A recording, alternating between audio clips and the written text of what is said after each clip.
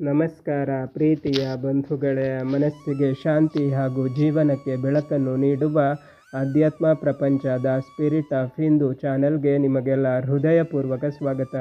ಶ್ರೀ ವಾಲ್ಮೀಕಿ ರಾಮಾಯಣ ಬಾಲಕಾಂಡ ಸರ್ಗ 17. ದೇವತೆಗಳು ತಮ್ಮ ಅಂಶದಿಂದ ಕಪಿಗಳನ್ನು ಸೃಷ್ಟಿಸಿದುದು.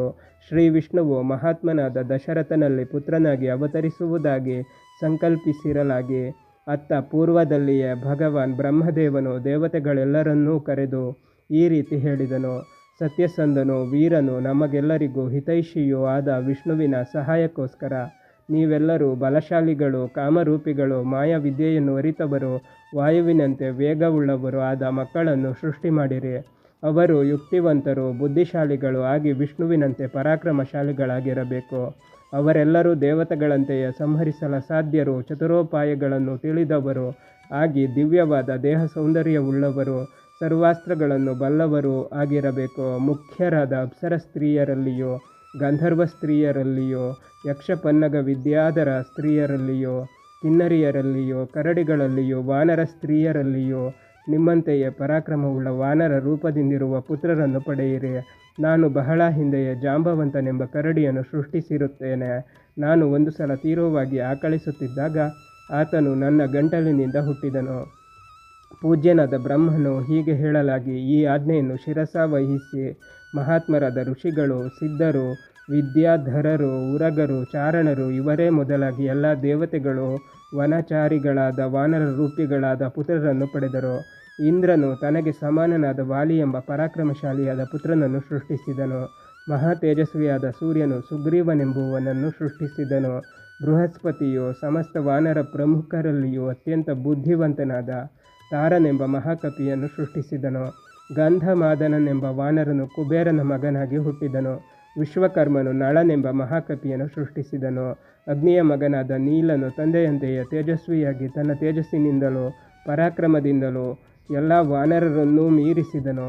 ರೂಪ ಸಂಪತ್ತುಗಳಿಂದ ಕೂಡಿದ ಅಶ್ವಿನಿ ದೇವತೆಗಳ ಮೈಯಿಂದ ದ್ವಿವಿಧರೆಂಬುವರನ್ನು, ವರುಣನು ಶುಷೇಣನನ್ನು, ಪರ್ಜನ್ಯದೇವನು ಶರಭನನ್ನು ಸೃಷ್ಟಿಸಿದರು.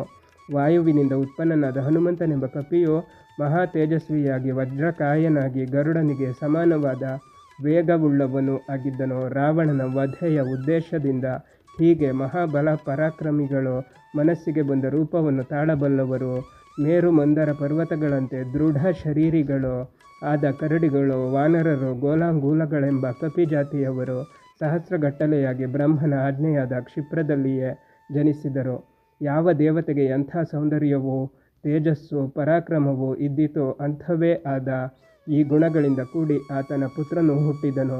ಕೆಲವರು ಗೋಲಾಂಗೂಲ ಸ್ತ್ರೀಯರಲ್ಲಿ ಜನಿಸಿ ಮಹಾಪರಾಕ್ರಮಿಗಳಾದರು. ಕೆಲವರು ಕರಡಿಗಳಲ್ಲಿ ಹುಟ್ಟಿದರು. ಕಿನ್ನರಿಯರಲ್ಲಿ ಅನೇಕ ವಾನರರು ಹುಟ್ಟಿದರು.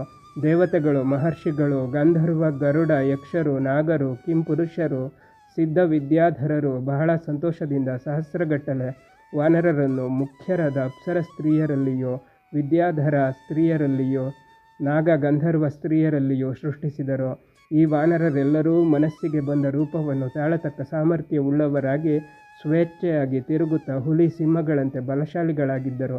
ಕಲ್ಲು ಬಂಡೆಗಳನ್ನು, ಮರಗಳನ್ನು ಕಿತ್ತೆಸೆದು ಯುದ್ಧ ಮಾಡುವವರಾಗಿಯೂ, ತೀಕ್ಷ್ಣವಾದ ಉಗುರುಗಳಿಂದಲೂ ಕೋರೆ ಹಲ್ಲುಗಳಿಂದಲೂ ಕೂಡಿದವರಾಗಿಯೂ ಎಲ್ಲರೂ ಸರ್ವಾಸ್ತ್ರಗಳನ್ನು ಬಲ್ಲವರಾಗಿದ್ದರು.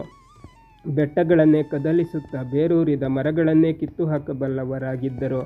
ಇವರುಗಳು ನದಿಗಳಿಗೆಲ್ಲ ಒಡೆಯನಾದ ಸಮುದ್ರವನ್ನು ಅಲ್ಲೋಲ ಕಲ್ಲೋಲ ಮಾಡಬಲ್ಲರು. ಕಾಲಿನಿಂದಲೇ ಭೂಮಿಯನ್ನು ಸೀಳಬಲ್ಲರು. ಮಹಾಸಮುದ್ರವನ್ನೇ ಹಾರಬಲ್ಲರು. ಅಂತರಿಕ್ಷಕ್ಕೆ ಹಾರಿ ಹೋಗಿ ಮೇಘಗಳನ್ನು ಹಿಡಿಯಬಲ್ಲರು. ಕಾಡಿನಲ್ಲಿ ಸಂಚರಿಸುವ ಮದ್ದಾನೆಗಳನ್ನು ಹಿಡಿಯಬಲ್ಲರು.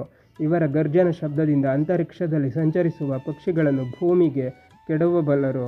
ಇಂಥ ಕಾಮರೂಪಿಗಳಾದ ಮಹಾತ್ಮರಾದ ವಾನರ ಪ್ರಮುಖರು ಲಕ್ಷಗಟ್ಟಲೆಯಾಗಿ ಹುಟ್ಟಿದರು. ಇವರುಗಳೆಲ್ಲ ದೊಡ್ಡ ದೊಡ್ಡ ಕಪಿಸೈನ್ಯಗಳಿಗೆ ನಾಯಕರಾಗಿ ತಮ್ಮಂತೆಯೇ ವೀರರಾದ ಕಪಿಗಳನ್ನು ಸೃಷ್ಟಿಸಿದರು. ಇನ್ನೂ ಅನೇಕರು ಸಾವಿರಗಟ್ಟಲೆಯಾಗಿ ಕರಡಿಗಳಿಂದ ಕೂಡಿ ಅನೇಕ ಬೆಟ್ಟಗಳಲ್ಲಿ ವಾಸವಾಗಿದ್ದರು. ಇತರರು ನಾನಾ ಬೆಟ್ಟಗಳಲ್ಲೂ ಕಾಡುಗಳಲ್ಲೂ ನೆಲೆಸಿದರು. ಈ ಕಪಿ ಪ್ರಮುಖರೆಲ್ಲರೂ ಅಣ್ಣ ತಮ್ಮಂದಿರಾದ ವಾಲಿ, ಸುಗ್ರೀವರನ್ನು, ನಳ, ನೀಲ, ಹನುಮಂತ ಮುಂತಾದ ಕಪಿಸೇನಾ ನಾಯಕರನ್ನು ಆಶ್ರಯಿಸಿದರು. ಎಲ್ಲರೂ ಗರುಡನಂತೆ ಬಲವುಳ್ಳವರಾಗಿ, ಎಲ್ಲರೂ ಯುದ್ಧ ವಿಶಾರದರಾಗಿ, ಅಲ್ಲಲ್ಲಿ ಸಂಚರಿಸುತ್ತಾ ಎದುರಿಗೆ ಸಿಕ್ಕುವ ಸಿಂಹ, ಹುಲಿ, ಸರ್ಪಗಳನ್ನು ಹೊಡೆದೋಡಿಸುತ್ತಾ ದರ್ಪದಿಂದಿದ್ದರು.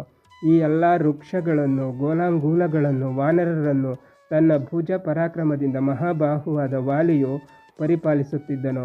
ನಾನಾ ಗಾತ್ರಗಳಿಂದಲೂ ನಾನಾ ವಿಧವಾದ ರೂಪಲಕ್ಷಣಗಳಿಂದಲೂ ಶೋಭಿಸುತ್ತಿದ್ದ ಈ ವಾನರರಿಂದ ಭೂಮಿಯ ಮೇಲಿನ ಎಲ್ಲ ಪರ್ವತಗಳು, ಕಾಡುಗಳು, ಸಮುದ್ರ ತೀರಗಳು ತುಂಬಿ ಹೋದವು. ಮೇಘಗಳ ಗುಂಪಿನಂತೆಯೇ, ಪರ್ವತ ಶಿಖರಗಳಂತೆಯೂ ಮಹಾದೇಹವುಳ್ಳವರು, ಮಹಾಬಲಶಾಲಿಗಳು ಆದ ವಾನರ ಸೇನಾ ನಾಯಕರು ರಾಮ ಸಹಾಯಾರ್ಥವಾಗಿ ಸೃಷ್ಟಿಸಲ್ಪಟ್ಟವರಾಗಿ ಭೂಮಂಡಲವನ್ನೆಲ್ಲ ಆವರಿಸಿದ್ದರು. ಬಂಧುಗಳೇ, ಶ್ರೀರಾಮಾಯಣ ಮುಂದುವರಿಯುತ್ತದೆ. ಅಲ್ಲಿಯ ತನಕ ನಮ್ಮ ಚಾನಲನ್ನು ನೋಡ್ತಾ ಇರಿ. ಎಲ್ಲ ವಿಡಿಯೋಗಳನ್ನು ನೋಡಿ ಶೇರ್ ಮಾಡಿ, ಲೈಕ್ ಮಾಡಿ, ಕಮೆಂಟ್ ಮಾಡಿ, ಹಾಗೆ ನಮ್ಮ ಚಾನಲನ್ನು ಸಬ್ಸ್ಕ್ರೈಬ್ ಮಾಡಿ.